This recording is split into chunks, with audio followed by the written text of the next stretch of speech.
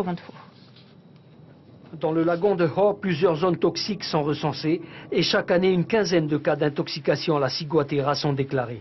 Parmi les poissons porteurs de la toxine, le thonu, l'oche saumonée, avec le marat, le Napoléon, ce sont deux des espèces qui doivent être élevées dans les cages de la future ferme de l'atoll. De ce que nous savons de ce projet aquacole, a priori, les poissons qui seront élevés dans ces fermes vont être nourris à base de granules importés, qui a priori ne contiennent pas de ciguatoxine. Donc tant qu'on est dans ce cycle fermé, a priori, les poissons ne devraient pas être sujets à la ciguatera.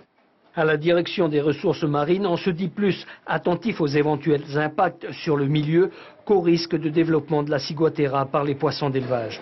La toxine étant transmise par l'aliment, les espèces avancées sont carnivores, elles ne risquent pas de brouter les algues toxiques.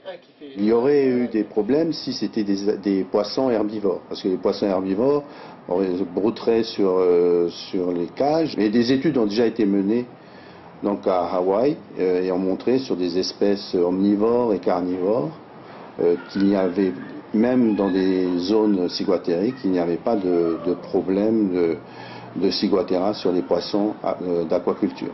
N'étant pas pêchées, ces zones infectées pourraient même trouver un débouché avec l'aquaculture pour la capture des géniteurs nécessaires à la production des juvéniles, indemnes, eux, de la ciguatera.